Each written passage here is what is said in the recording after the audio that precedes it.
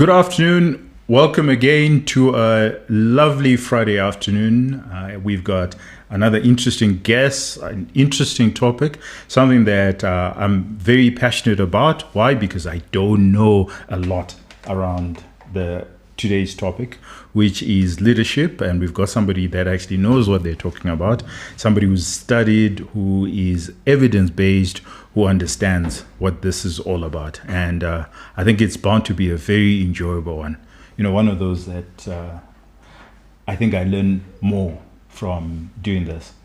Yeah, I'm on set, but I'm pretty much a bystander. Yeah, bystander. I'm part of the audience, the audience. And yet there are people who call you a leader.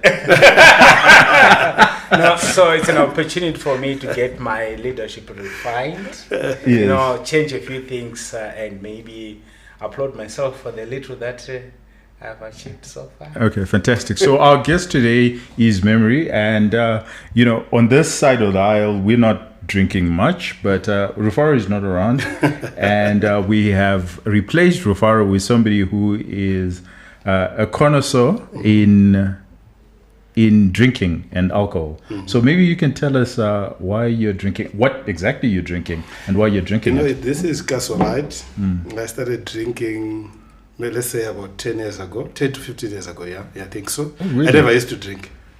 What happened? When I was at S10 E8, the floor that I was working on, there was a bar there. And it kept tempting me. You know, people say alcohol is an acquired taste. I don't like the smell. I don't like the taste. What was the transition like? Who made me drink said, don't test it, just throw it in. So that's how I started. So I did 3 of them, and that's how I started. And I was feeling something. Okay. When I went home, I said I want to repeat it tomorrow. That's how I started drinking. So. The rest, as they say, is so history. Did you feel like you were missing out all those years? Yes, in actual fact, I then overcompensated. So there's still some hope for Tinashe and myself. Yeah, so one day. I used to go out with friends who were drinking, even in university. Then they would say, give this grocery man a Fanta.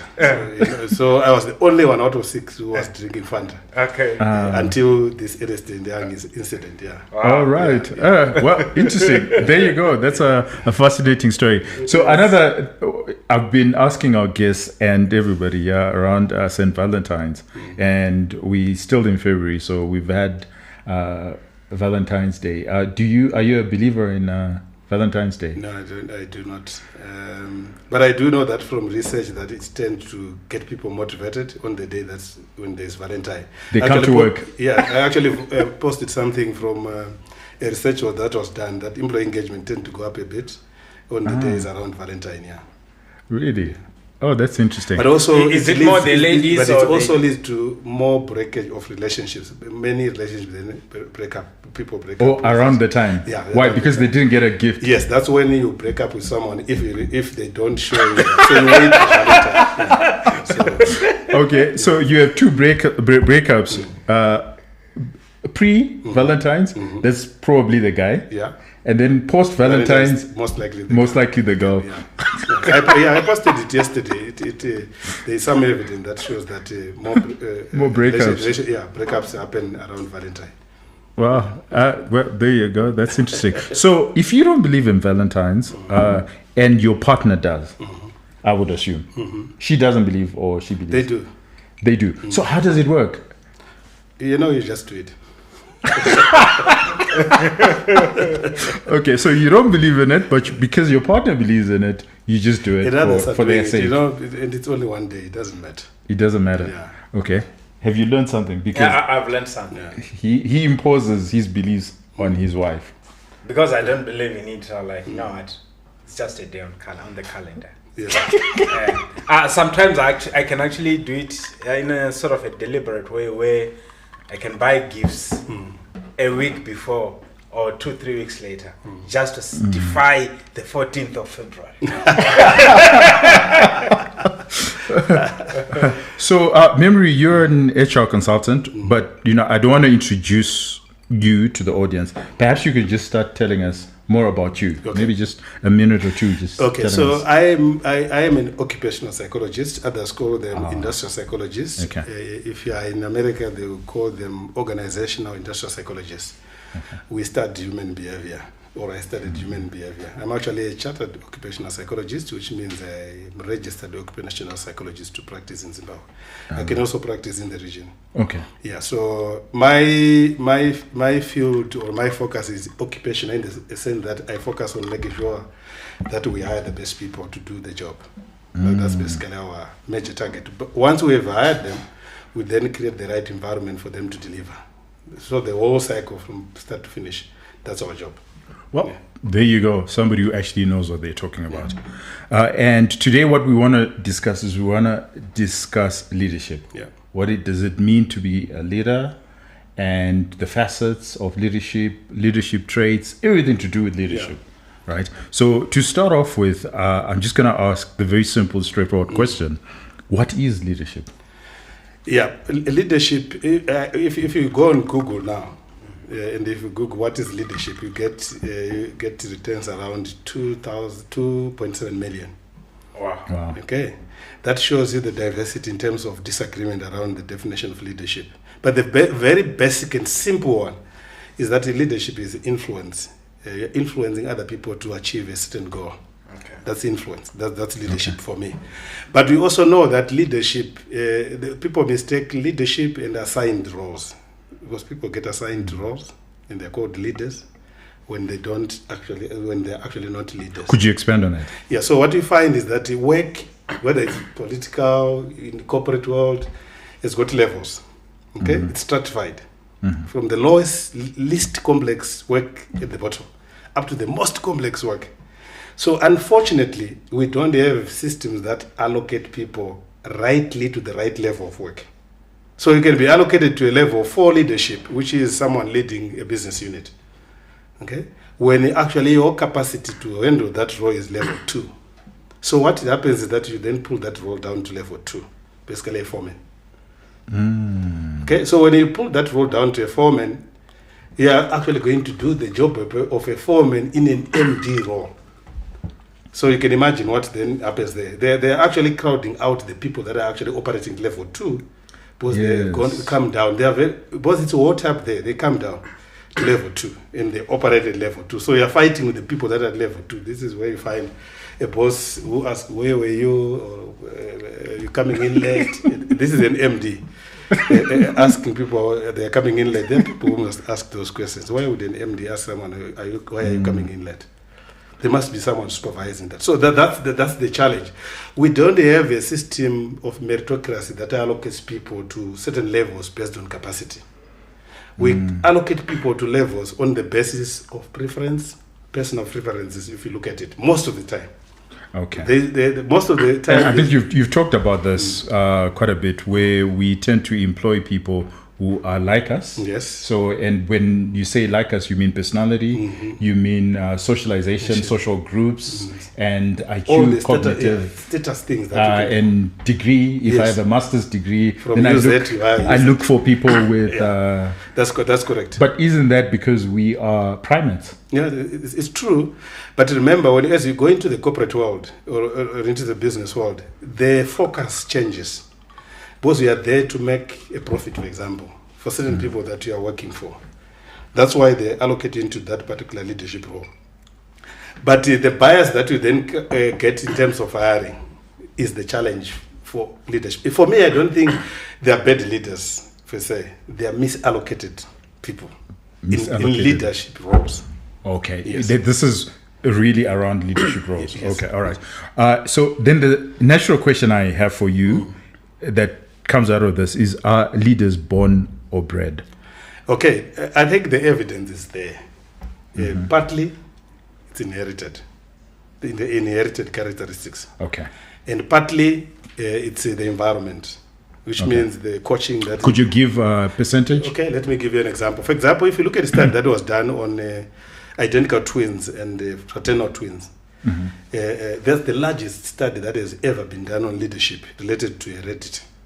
Okay. What they found is that leadership occupants, roughly about 24% of the leadership occupants, can be traced to hereditary issues. Why is that so? When you look at the things that drive leadership, there are two. So that's a very strong, just for our audience, that's a very strong correlation. Yes, when you say 24% yes. is attributed to one factor, that's a very strong. Very strong. Yeah. And you know why? Because there are two factors that actually determines whether they are going to be a successful leader or not. One of them is intelligence. The second so one cognitive is ability. cognitive ability. The second one is personality. Okay. And by personality, is a particular personality type, or? There is actually a study that was done on 222 independent samples. They found that 90% of the correlations of the personality variables that were studied all correlated with leadership. Okay. So this is, let's dumb it down a bit. Ranga,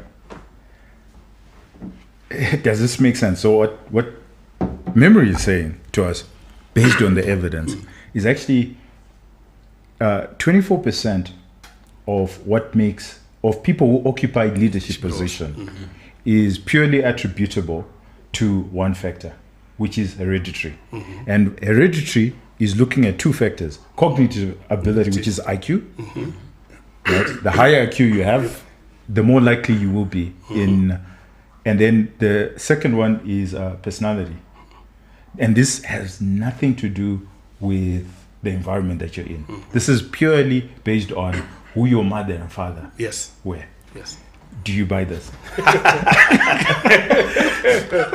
Yeah, it's a difficult one, because you would think that maybe the environment is it should be the most important factor, because of the orientation, because of the experiences, the exposure, and also just watching others who are your leaders at the time discharging their duties. And you'd also think that maybe IQ is probably at the very top, because when you look at the progression of people, in particular, like in different professions, you start off, maybe your end job is based on your technical potential, ability. And then you actually excel. You are not excelling in leadership. You're actually excelling in your technical ability. And maybe you start off as graduate trainees, and the first person to be picked to be confirmed as an analyst is one with technical competence.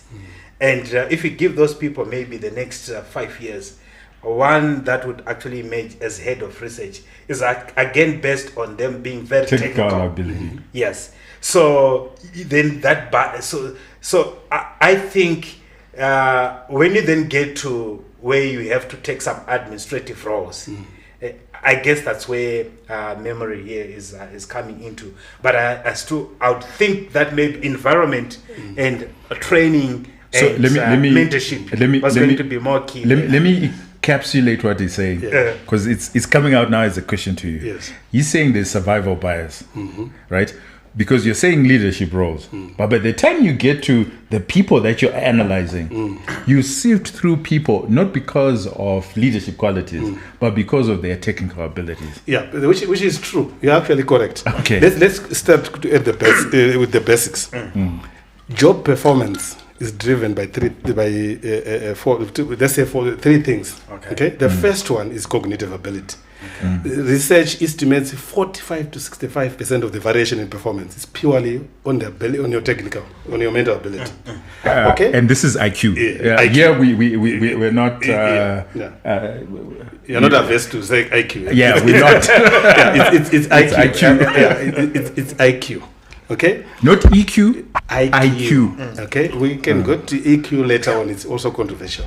Okay, but IQ. So just look around, from Gartner to the top person that you can think of. If cognitive ability is weak, look at the quality of decisions that are being made. Okay. You can see that. Even if you're Gartner, you can see, I'm sure you've hired Gartners. You say, this one, no, this one is clever. You don't ask for anything, they do things on their own, they're organized and things like that. IQ. Okay? Then the second one is what is called technical job knowledge. If you're an accountant, do you know accounts? If you're an engineer, do you know engineer? There are people who have gone to do degrees who have done engineering, but they don't know engineering. The same applies to other professions. Okay, so there are people that this is why you find there's a very weak to zero correlation between experience and actual job performance. Okay, and also a very weak correlation between level of education and performance. Very weak. Okay, so I was saying first IQ. The second one is technical job knowledge. The third one is integrity. Okay? And these, we are saying, barring any personality defects. Because you can have all these three, but a terrible personality, you derail. Okay? And derailment happens more in leadership. Because if you look at America, the estimate you're exposed. No, the derailment is where someone is superior, technically superior, everything, but they've got terrible relationships with other people. They can't manage other people. They can't build relationships. So I'm saying that the thing is, once you get into a leadership role, you are then exposed. Yes. Whereas elsewhere, that wasn't there. Yeah, but just, suddenly, just going to the point that you was raising. You are a very technical, good analyst. You get promoted. You are now the research manager or whatever, head of department. Okay. The challenge, which is the biggest problem in organizations, is the Peter principle, where we promote people to the highest level of incompetence. Okay. A good engineer is now a section manager, but they have no capacity to lead. Okay. Yes. And if you look at research, they did a field research on sales people, sales reps, where when they promote sales reps into a sales manager, performance of that unit that they're leading goes down by 32%, and it's not a small amount. Okay. That's a third. So people don't want to look at evidence. It's easy to do things that are not backed by science because they appeal to the heart. Okay. That's why for me, I don't read books that do not talk about facts. Yeah, I find them boring. Absolutely. Because I have to think. So if I read a book that someone is telling their own story with no facts, I have to make my own judgment. It's English literature. Basically English literature. Okay, so this is interesting. And I can see where you're very comfortable, which is business. Yeah. But let's apply everything that you said to a church. Yeah. Where we choose our leaders based on, a beauty contest. Whom we find attractive and are attracted to, and we say that's our elder. Oh, by the way, he's an elder. Oh, okay. Not really. But when you look at churches, both churches now are run by like businesses now. Look at the failure rate of those churches. Either not looking after the congregants, or abusing funds, or other resources. It's all boils down to the quality of the leadership. You get assigned to a particular role, not necessarily because you've got competence. If you've got charisma, you can end up very high. Because people tend to follow people who are very persuasive, okay, who speak to their emotions. But if those people lack the technical know and the ability, it means they are going to make very poor decisions. And eventually it will catch up with them. So that's the difference that is there. So the church, any sphere of life, political organizations. Yeah, but also remember, other people say, when you look at leadership, we are all endowed with some form of leadership, but it's at a subsistence level to survive. But when the moment you go into a leadership role to lead the other people to produce something of impact, okay, what we call a just cause, okay, the capacity required is much higher than just because if you're in your family, you can lead your family. Everyone is leading their family in this leadership. But the moment you go higher, where the capacity then to reason and think and make those tough decisions that impact people's lives for years to come, you need a certain level of IQ. Okay, so just going back a bit, 24% is hereditary. Let's go to the other factors. The other factors is really environment. Okay, it's environment in the sense that there is another study. Maybe before we go there, there's another study that was done on intelligence alone. Just say what is the impact of intelligence on leadership effectiveness. They found the correlation to be 0.22 but after correcting for restriction of range. Basically, most of the leaders roles, you tend to get the creamism, so you have to correct for restriction of range. They found the correlation to be 0.27. Okay. Wow. So we are saying the rest of the stuff is really the environmental factors. That's why you find the type of coaching that you then do to the individual is important. But let me also point to one important factor. If leadership was that available and free, we would never be in trouble that we are in everywhere. That's true. Just think about it. If the leaders, companies are closing, companies are being run down, and things like that. If these leaders, the leadership qualities and leadership qualities that we require were readily available or they were easily trainable, people would invest in that. But companies are spending billions of dollars in leadership training, in generic leadership training that has no impact. In actual fact, some people go for training when they come back, they are worse off. So they copy bad habits. Yeah. You seem to be arguing for a market-based system because you're saying that everything else is artificial.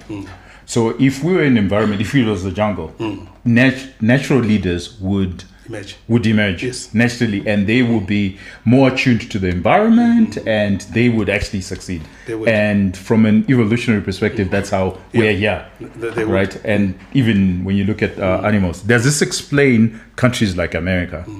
You know, compared where it's the same people, same IQ perhaps, with another country, average IQ, average environment, but the American system ensures from a meritocratic process that they get the best leaders to come out to the top. Whereas the same individuals in India, whatever structural defects they have in their environment, makes it impossible for the best guy to do the job. Just look at Africa as an example. The level of nepotism probably is the highest in the African continent in hiring. Okay? Even when we did research locally, we found that nepotism was more prevalent in hiring. Okay, so people imagine someone, a manager or a CEO, would rather hire a relative or a friend rather than hiring someone who is going to give value to the organization. So that on its own is already limiting the concept of meritocracy. Okay, so the concept of is actually killing organizations currently. And when you go there, sometimes I'm sure you have interacted with corporates, you get to see this organization is not going anywhere with the way they are doing their things. So you are right, the issue of meritocracy is key. Is this resonating? Yeah, so again, my issue goes back to how one progresses from when they're just starting to getting to the very top. So if I get you right, or maybe correct me if I'm wrong, you're also saying that it's not everyone who is meant to be a leader in that sense. And if that is the case, isn't there a need for certain structures to be created, especially in the corporate setup, where, because usually leadership roles are given as incentives, as rewards to someone for having performed. And like I've said, maybe the performance was technical. Then like, he was our best performer, so they have to be a leader. But forgetting the obvious fact that they were best performing not as a leader, but in terms of being able to do technical work. So isn't there maybe need to create other incentives that may not be giving people leadership roles? So I was trying to imagine maybe a situation, say set up in a football team. So you've got a very technically gifted person. They don't necessarily become the captain of the team. Or the manager. Or the manager.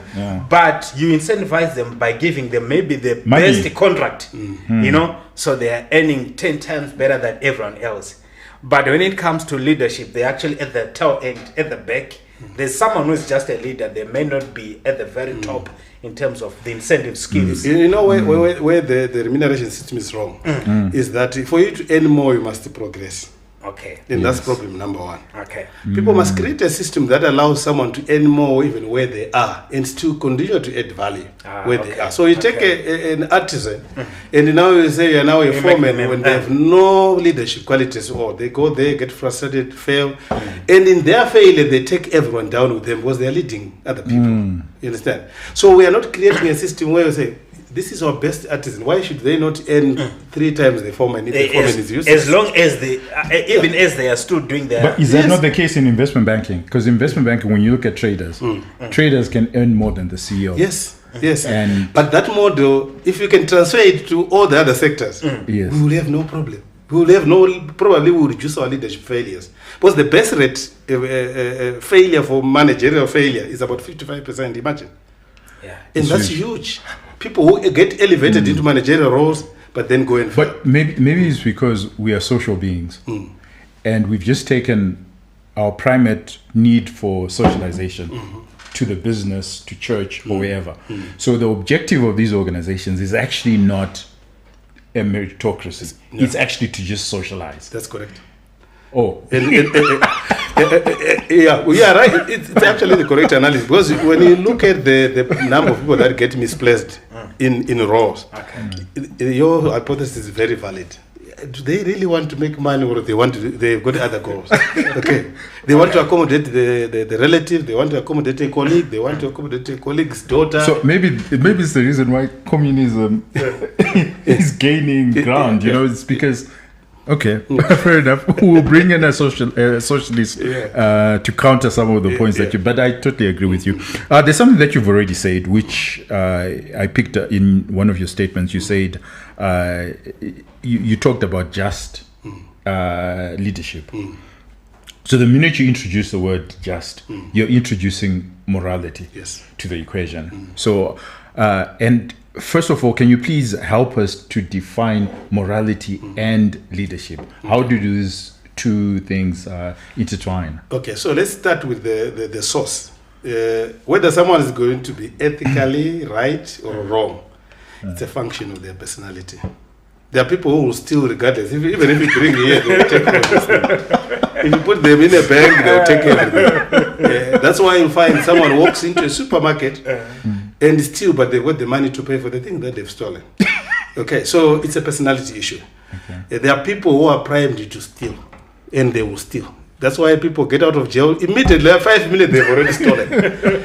So people don't understand that there are individual differences. If I take you anywhere, whether there's money, you will not touch. Then you know someone, even in your family, if you were to leave them here, you find what these adapters called. Okay. So what I am trying to focus on is that morality is a function of the personality and how they were raised. Remember, personality is largely hereditary and partly childhood experience before the age of 10. Yeah. Okay. If you miss it after age 10, you have lost the game. Yeah. Yeah. You can't. It's very difficult to correct. Yeah, they say your script is by age 7, the script is written, and rehearsal is teenage years, and then it plays out. That's why you find integrity is a function of someone's personality.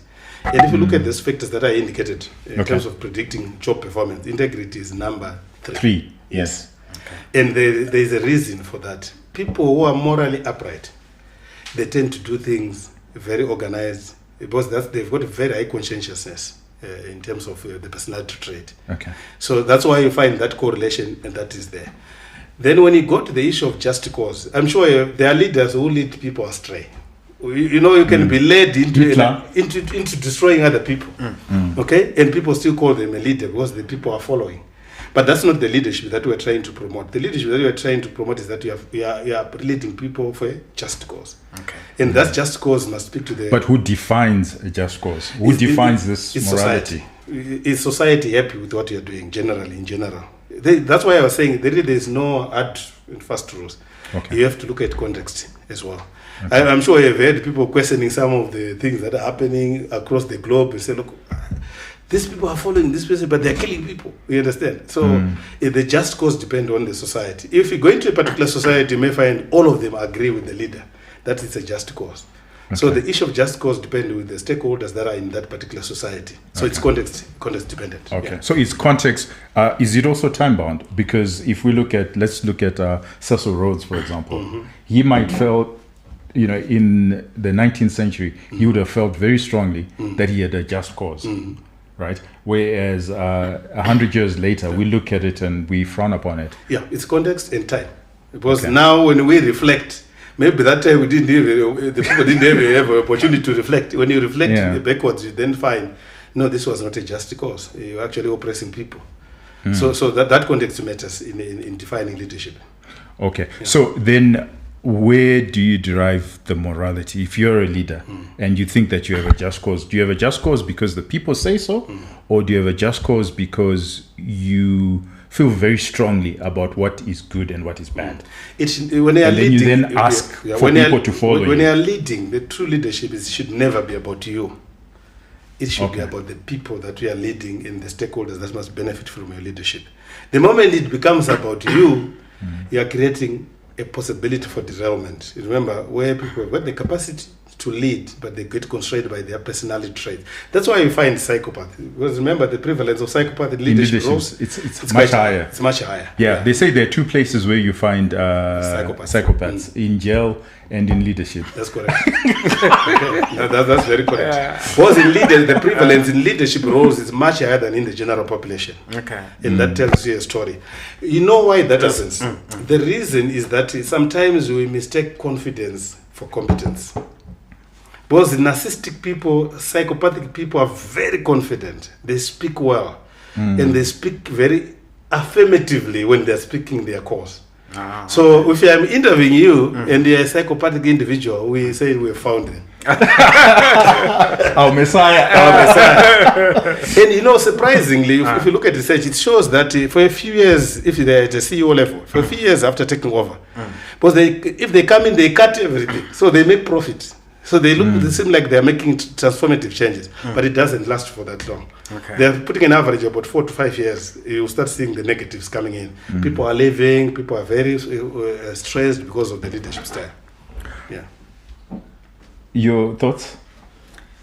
Very, very interesting. So in that case, do they know that they are behaving in a psychopathic way? And is there redemption for them? Or No, it's a yeah. lost So cause? let's start with do they know? Most of them do not know. But let's also, if you are a psychopath, remember it's a disease. It's actually classified as a disease. But if you are narcissistic, you are not yet at a level where you are diseased. The moment you go to a psychopath, you actually need mental help. Okay. You actually need clinical psychologists who can help you to not necessarily change. Imagine at 54, 55, there is no opportunity for you to change. Okay. The best thing that we can do is to make sure you are aware that what you are doing is affecting other people. So we hammer on that. So that before you start doing that, you start reflecting. But also remember, a psychopath is a person with no conscience. They are unable to feel guilt or empathy at all. They don't have the tools for right and wrong. Yes, they don't. just don't have. They don't. But then if you look at it, we say they're either in leadership or in jail, but the system naturally weeds them out. So the literature says that psychopaths actually in the general population is actually like 3%. Yeah, it's very low. It's very low in the general population, but very high in the extremes in leadership and in jail. Yes. The question I have for you is that from an evolution perspective, we seem to be weeding them out. Why then is it a worry? Because it's like the occurrence of a Hitler. It gets smaller and smaller with time. But you see where the challenge is. In both cases, the jail and the CEO roles or leadership roles, the impact is huge. Okay. Yeah. So assuming both the range is So you just need one individual. to destroy destroy everything. Everyone. Yes. Look at Good what point. happened to Enron, for example. Just look at cases like Enron. The impact. If you get 10 Enrons in an economy, you're done.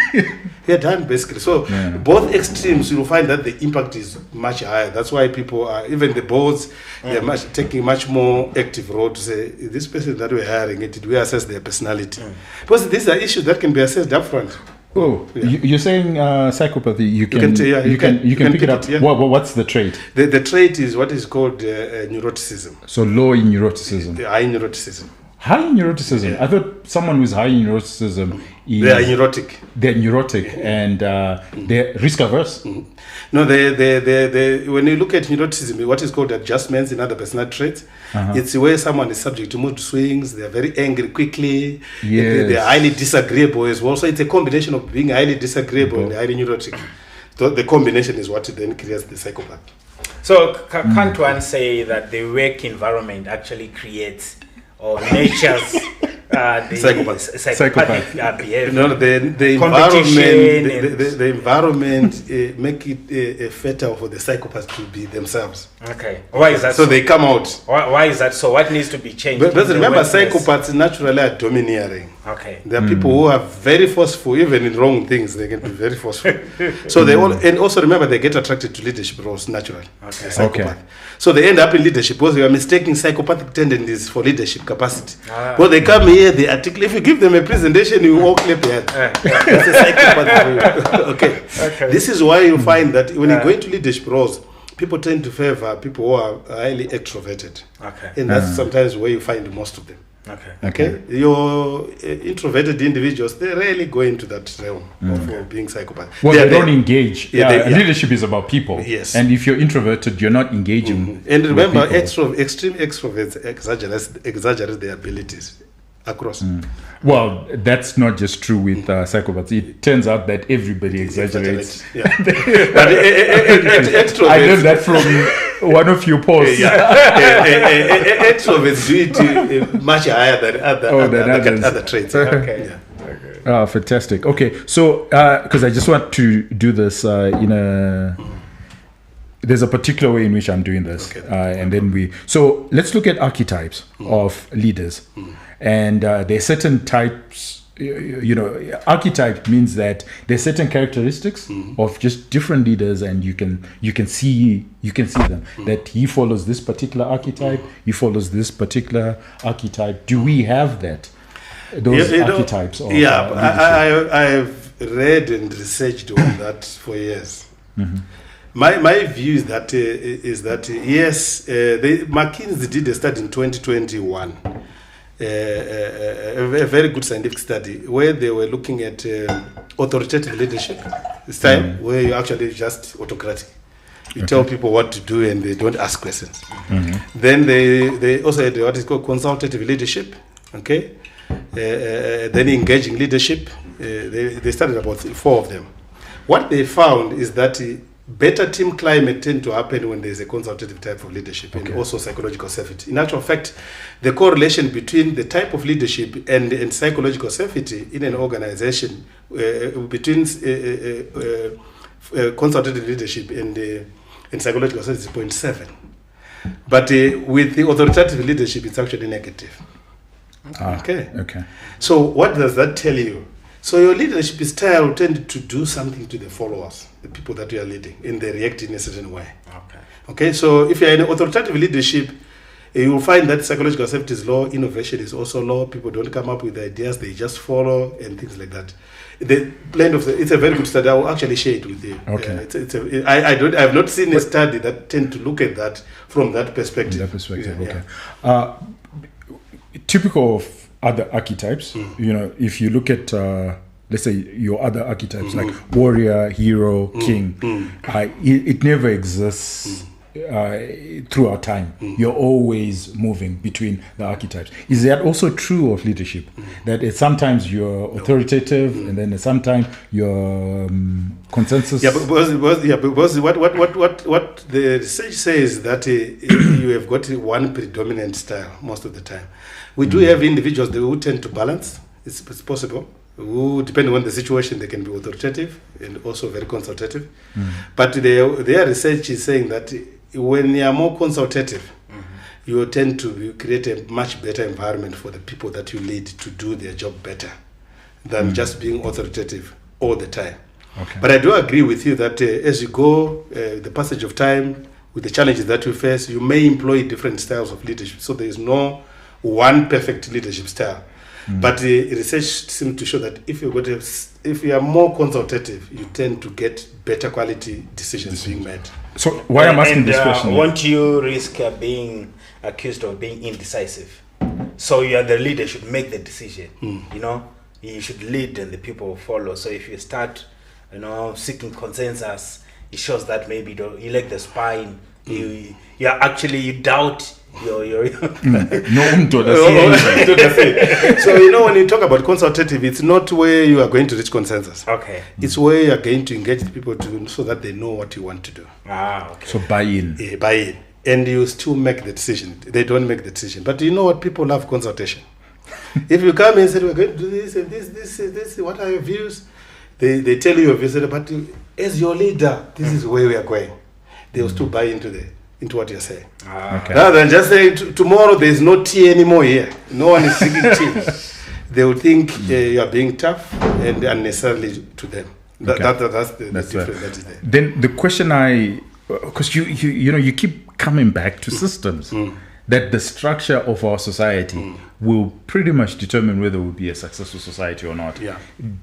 Regardless of everything else. And I want to focus on China and America. China is authoritative when you look at the leadership style, but they've done very well. And this is an old civilization. Just looking at it, why would that negate what McKinsey is saying? Let's look at the Chinese model of leadership. When you look at it, I've had an opportunity to interact with some of them. One of the good things about the Chinese system is that there's meritocracy. Yes. You see. They just don't take someone from the street and say, you're now running this company. No, they don't do that. So meritocracy, for me, even if you look at Singapore, for example, meritocracy is the starting point in creating a right system. Let's look, for example, just look at any problem that we are facing. And let's go and say, let's take the best brains that we have as a country and put them there. They will solve it. They solve it. They will solve it easily. But the problem is, if I take Tinashe and put him there, Tinashe is going to challenge me and probably show that I don't know that much. So I would rather bring someone who is subordinate already. Boards tend to do that already. So boards are looking for subordinates instead of looking for leaders. So they hire subordinates. So someone comes in, they are already compliant.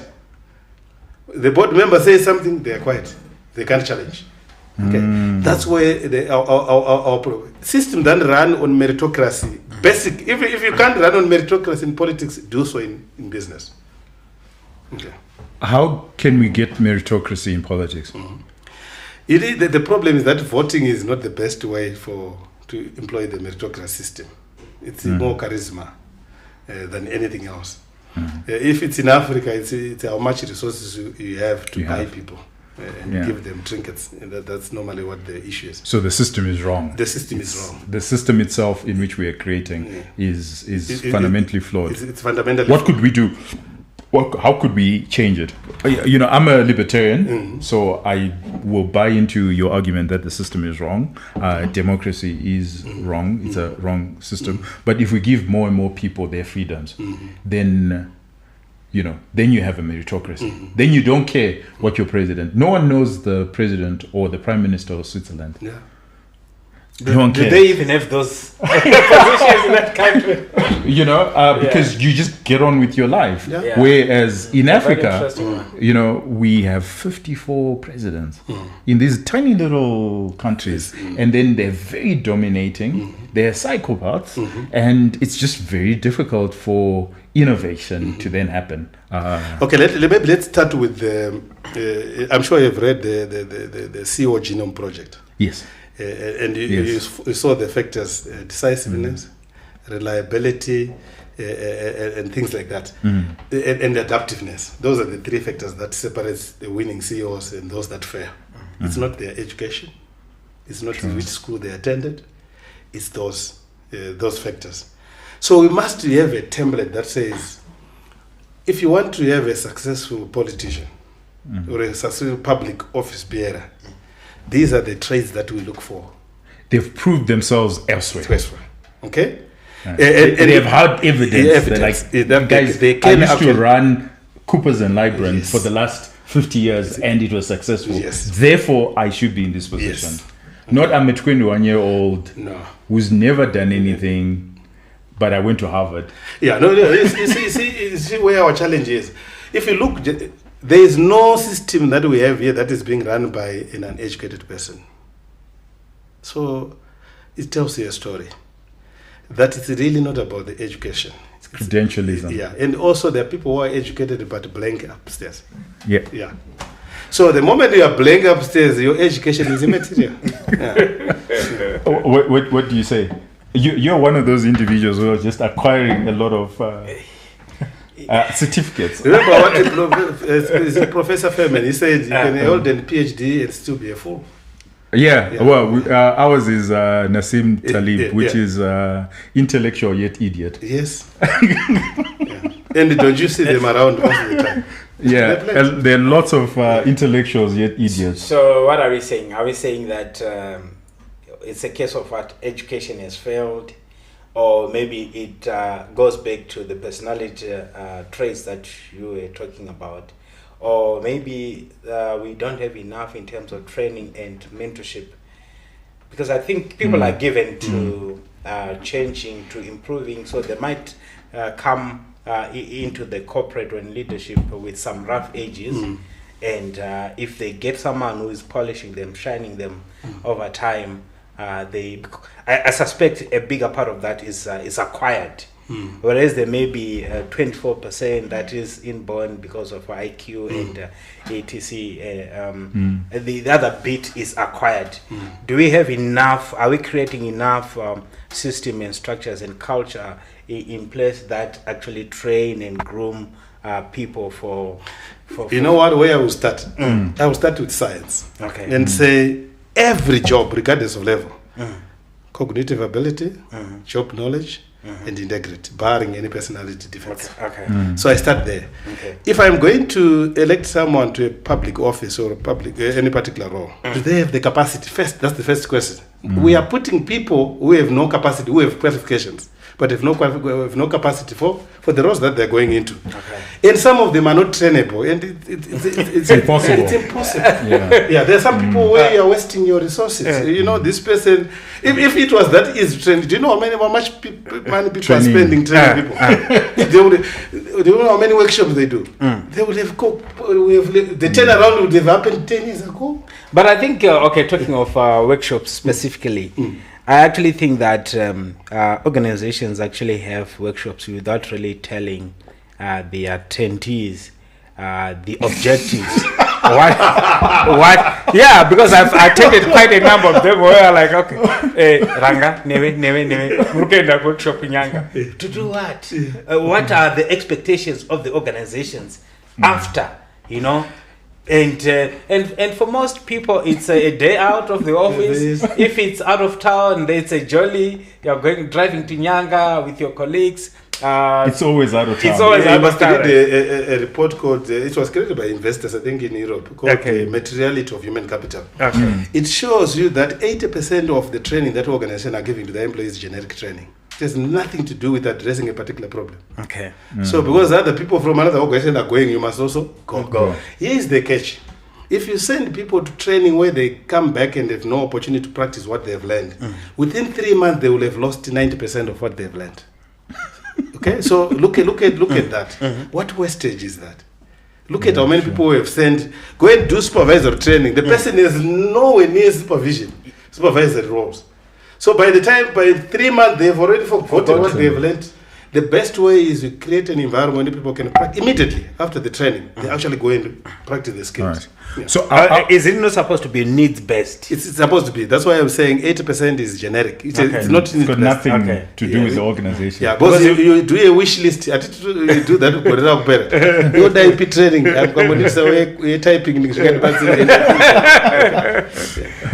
So I'm going to push back a bit because there's something that you said, but I think also that it's a question of where you are or where the society is in its continuum, time continuum. So we're in an uncivilized society where the basic raw grit, ballsy, the more and more you have, the more and more you're likely to succeed because of where we are. We haven't evolved. We are not yet civilized. And you're talking about the qualities that you've talked about are a civilized society. Because the minute you say cognitive ability has become a big thing in the last 200 years, right? 5,000 years ago, or even 1,000 years ago, it was the ability to hunt, right? That matters. That is what mattered. So when you look at our societies right now, right, it's the guy with the biggest balls. That's the guy who's taking over leadership. That is, unfortunately, that's where we are. But unfortunately, we're caught in a time warp where we see America, we see the companies that we love. So we see Tesla, like, oh, that is so phenomenal. Oh, I wish we were there. But they're 200, 300 years ahead of us. Where we are is you need the balls. That's the only way you succeed. And our leaders, whether it's politics, whether it's religion, whether it's business, whatever it is, it's the guy with the biggest balls. Who is willing to take the risk? Who's willing to take the risk? Yeah, it's the guy who says, you know what, there's a firing squad there. Yes, there's, Texas hold up or Russian roulette. Yeah. I mean, your chances of survival. Anyone with cognitive ability will say, no, I'm not going to do it. I'm too smart to go. I'm too smart to do it. Yeah. But the guy who's got the grit says, okay, I will plunge in. Do it a tender essay. Do not run into say. Yeah, and then it turns out no one does anything. So the guy wins. What's your reply to that? Yeah, right. That's why you'll find countries like Singapore, for example, the issue of meritocracy started up there. You set the bar very high. So it still comes back to leadership. Yeah, you set the bar very high up there. And once you start setting the bar there, everyone starts following. It's easier there. Rather than you in your own organization trying to set the bar. Others are doing it and others are not doing it. But for me, it's really at a country level. Can we really set a system that promotes meritocracy across all facets of society? Once you do that, things start falling into place. Like I was telling you, if you look at there are problems that we have that Zimbabweans can solve. Yeah. Overnight, even locally, currency problem, yes, we can solve it. It can be solved. Just put the right people close to the problem and also harness the contributions, the thought leadership that is available. You don't necessarily have to hire someone to go and come and do it. You just create an environment where people... But why would the might? So you said it starts at the top. So I got this power by being the big guerrilla and might. Then why would I voluntarily give it away? Why would I do that?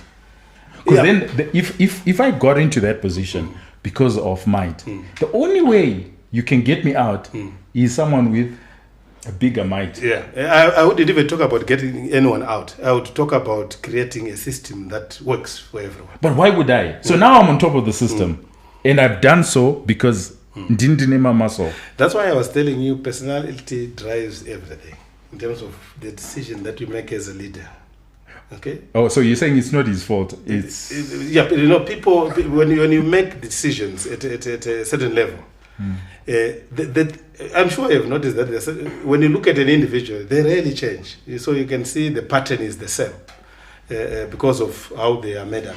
The makeup that they have in their personality traits is what drives what kind of focus they will have and what kind of decision they will have across all facets of society. That's what you find. What do you think? Rule of might and rule of meritocracy? The guys who are dominating. If you look at business, I think it's also the bigger culture. I think it's contextual. It's contextual because look at a situation where you have got a crisis, and no one is willing to raise up their hand to say no, I'm going to deal with it. And like I was saying, usually it's not cognitive abilities that make someone say no, let me be the one to do this. It's actually that mighty, right? You get in there and all of a sudden people have got a leader, they're cheering you up, you see? Why would that person then just give it up like that? Because you've already solved the what? The biggest problem that this society has. There's something that we call ambition, which is a facet of personality traits. Ambition is not as in education, it's just someone who is willing to take calculated risks towards getting ahead. They don't care about what happens, they will just go ahead. Okay? Those people tend to be successful, but they can also create a very catastrophic situation depending on where they are sitting. So we don't have it in equal measure, all of us. There are some people who say, even to say, let's just walk across to Avondale shops. There are some people who say no. The others who say, let's go. Okay. Yeah. Just imagine as the decision become more complex, how difficult it is for some people to even volunteer on very small things. Simple. Very simple things. By implication, what you're saying is, from an evolutionary perspective, it's just that we're just not yet there. Yeah. The leaders are not yet born. But they will be born, and they will solve Zimbabwe's problems. I think as we learn that, because you're actually saying, Guti, Isusu Trimadofo, as a society. That's why we can't solve our problem. You want me to be butchered? On No, social media? it's like the natural conclusion of everything that you're saying is because Tawashaya, because you're saying Kuti, the ambition, because this is true, Kuti, you need to have balls, you need to have bigati, and all you're saying is Ayuaka, it's not nurtured. You must be born with it, and if it's not there, it can't come now. It can't come now. This right? is true. Then you also then need the cognitive ability. Yeah. And kanamuru my 7 or my 8. If you're all dumb in the society, then you're not going to deal with the complexities. You're incapable of dealing with the complexity. If the system is not a meritocracy, then how the hell do you think this thing So a is system solvable? that lacks meritocracy does not put the best people in each job. And that's where the problem is. Once you start putting the best people in the role where they've got capacity, each person can find something to do where they actually add value. But we are misplacing them. This person who has no capacity, we give them 5 levels above their capacity. And they go and fail. That's when they come in, them being a style and stuff. They go in there. This person with the right capacity is operating at level 2 because they will never get an opportunity to go to level 5. That's the mismatch that I'm talking about. And I think part of the reason is to do more with our culture. Our culture is not intergenerational. Our culture is not. It doesn't look at the bigger picture. So you're always focusing on you, on yourself, on your family. You don't think that maybe there is. I don't know if you actually believe in the greater good. That because when you're saying meritocracy, you are saying you could actually benefit the whole society if you let people that are capable, yes, by virtue of using merit and other things to be up there. Yes, we don't look at it that way. We actually are oriented to say as long as it's making sense to me, even at the expense. So values, we don't have the values. We don't have the values at that. But that he's level. saying actually, as not basas, this is. In any case, let me tell you something. You're talking about culture. If you go back to research, you go to the Center for Evidence-Based Management. Culture has no impact on performance. And there's nothing called culture. Okay. Yeah. There's nothing called culture in the sense that there are 150 definitions of culture. Okay. And which one do you use when you're doing your assessment? Okay. Maybe the small Center for lived Evidence- experiences. Yeah, sorry? Maybe culture as part of our lived experiences. So you know what that are culture passed is? from one generation to the next. You know what culture is? We call it the rules of belonging. Okay. For you to be accepted in a particular group, you must accept the rules of that particular group. Okay. Okay? We call the unwritten code of conduct. If you go into a particular group and it's not written anywhere, but you will find yourself just complying by observing. Okay? You know, if I want to stay in here for a long period, I have to comply. With the But rules you of also what I have have to do. reciprocation. Yes. So people try to change culture by bringing new rules. Culture is changed by bringing in new unwritten rules. So because culture is unwritten rules, you can't change culture by saying now we're going to do 1, 2, 3. No. Okay. You just need to create new unwritten rules by modeling the behavior that you want. So I'm going to pick up on what Ranga said, but I totally differ from Ranga, but I get what he's trying to say. And I'm almost going to accuse you of calling for eugenics. Because what you're actually saying is for us to solve our society, Ranga is saying, for us to solve our society, maybe we need to change the culture, we need to change, you know. And then what you're arguing for, the natural conclusion, logic from what you're arguing for, is Akumana Kanamchurora Ruraya Kazane higher Q. Because what you're going to get is Mananishi and a higher Q. You solve 24% of your problems. It's science. There is no culture. But now you're going to be accused of eugenics, where you go out of the way and you kill certain babies. Because there's a particular society that. I mean, how do you respond to that? My view is that it's a personal decision. If you want to have kids that are going to do well, because remember, IQ predicts most of all the Success. life outcomes. Yeah. Okay. Barring any personality problems, just look around. Okay, that's a fact of life. Okay, that's why they're individual. We're all different, endowed with IQ at various levels, personality at various levels, And it's a fact of life. If you decide to marry someone where you're going to affect your children in the process, it's a choice. For cultural purposes. For culture transformation. But also, I also believe that the environment plays a very big part. For example, we invest a lot of resources in post-primary education kind of system, instead of focusing on preschools. If I had the opportunity, I would pour probably 60% of education resources into preschools. Okay. Or what are you looking for? The reason being that during the preschool, we can alter the IQ of the individual. Okay. Create the right environment, create the right stimulating, and also the personality of the individual. That's why I find countries like Germany, they invest a lot in that kind of education. And I know other countries, South Korea, I think they're doing the same. And Montessori type. Yes. So you can imagine, currently it's those who can afford who are actually investing.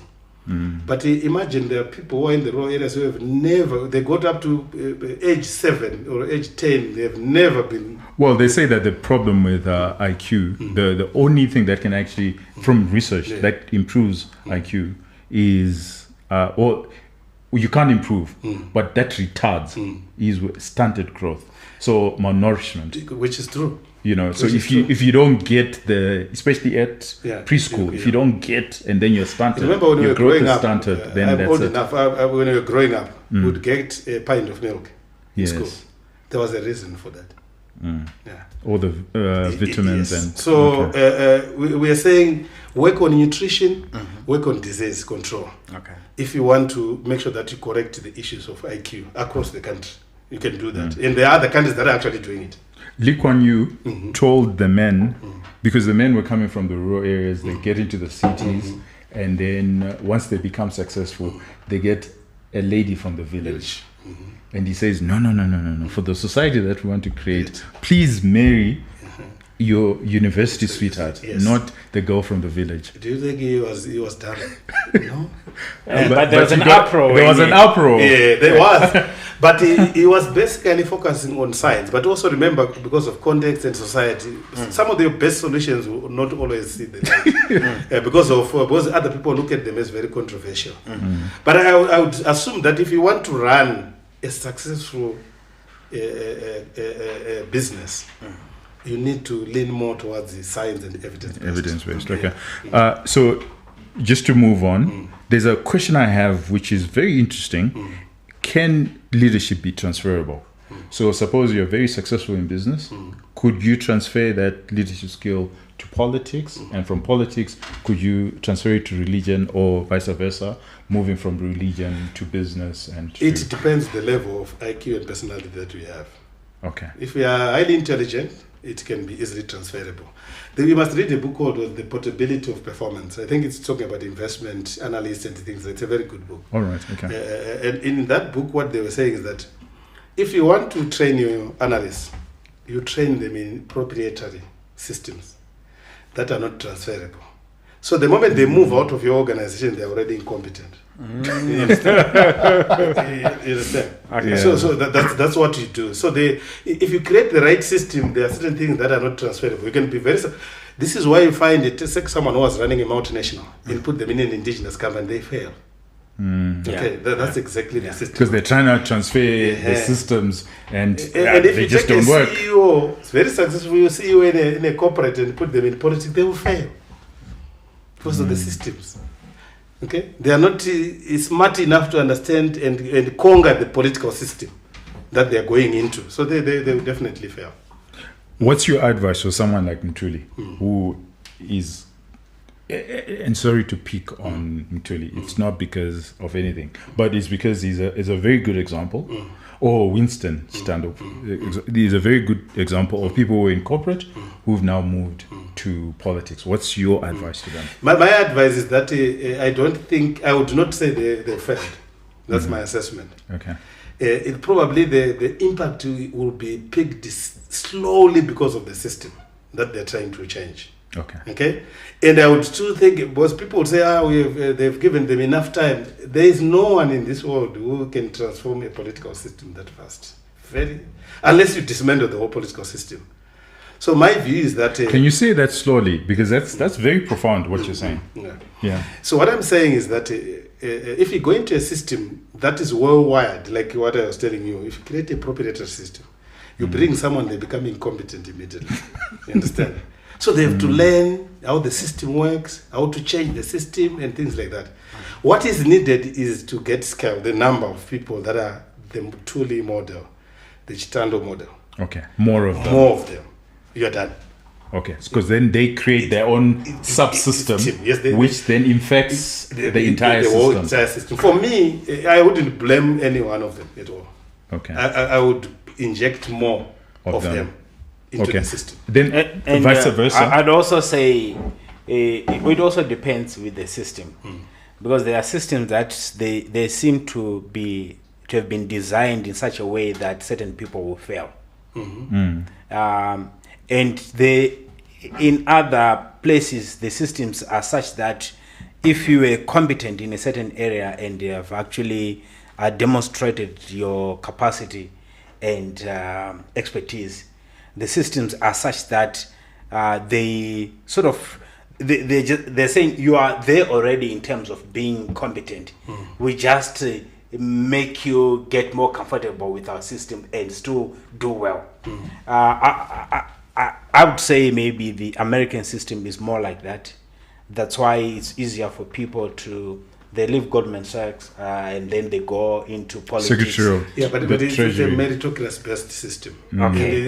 Even if you look at the policies and the systems, they are already well advanced. So if you go to national, even if we were to say you are the Minister of Finance, you probably don't do anything much.